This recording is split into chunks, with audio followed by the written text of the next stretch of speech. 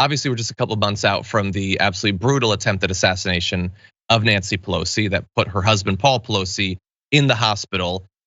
We're finding out now from this Maureen Dowd profile of Nancy Pelosi that their attempt to feel comfortable in their house once again has gone in some perhaps non-traditional directions. Alexandra Pelosi, Nancy Pelosi's daughter, said, "I think that weighed really heavy on her soul. I think she felt really guilty. I think that really broke her.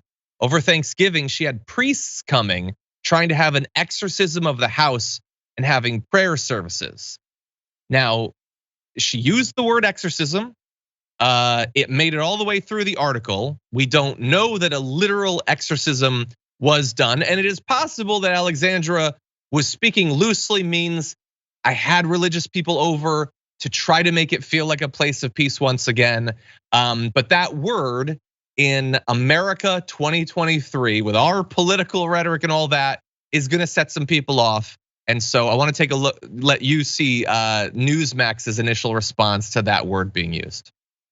We've been gaslit about what this story has meant for the last several months when it comes to political violence or extremism. And I think there's a lot more to the story here that deserves the chance to be unearthed. So if that is the case for this lawsuit, kudos to media for actually investigating and conducting actual journalism, particularly with the latest development that's trending on social media that an exorcism was ordered from within the Pelosi house. It begs the question, how much of that is happening on Capitol Hill with our nation's leadership in Washington, D.C. You know, it's no joke when many people say that there are demonic forces seeking to change our country from the inside out, and that story deserves a chance to be told.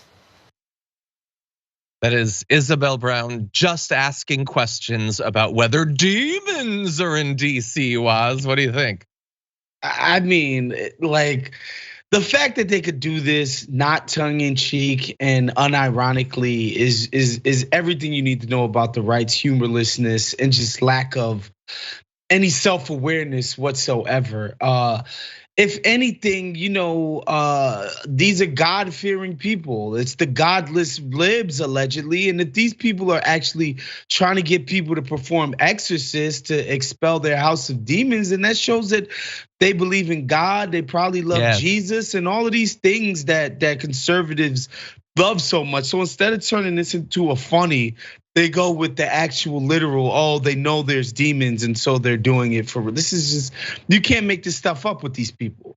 Yeah, like what do you want out of the Pelosi's?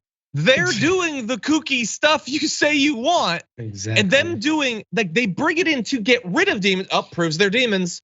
How is that what it proves? It might prove some things. If they literally had an exorcism, I think that's concerning to me for a few reasons, but that's enough reason to leave the speakership, John. That's a good enough reason to retire. Exactly. You're at the point of exorcist, like you probably shouldn't be presiding over one of the three branches of the federal government of the goddamn United States of America. Maybe, just maybe.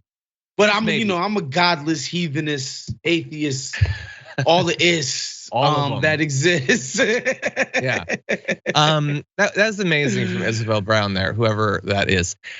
So first of all, them doing the exorcism is proof that they're demons. Okay, demons exist, I guess. Also, there's a lot of lingering questions. Did you get that in the beginning? I understand you were probably distracted by the demons, everyone. She's still trying to make them the bad guy in the attempted assassination of them, which is amazing. But my favorite part of this is Newsmax right there is what? The second, the third, the fourth biggest right-wing network. And it is so ridiculous that they will have serious conversations about whether demonic creatures have taken over America, and they clearly have way more money than we do.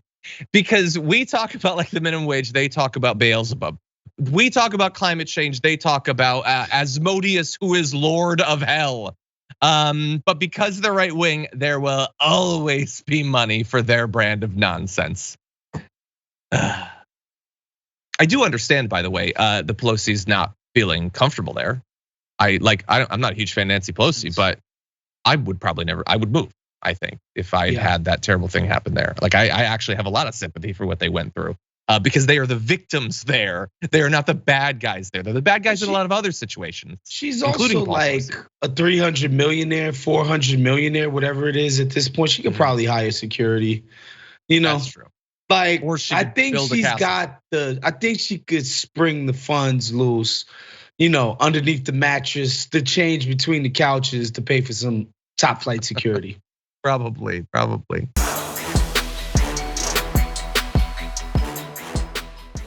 Check out the Damage Report podcast each day, wherever you get your podcasts, whether Pocket Casts or Stitcher or iTunes.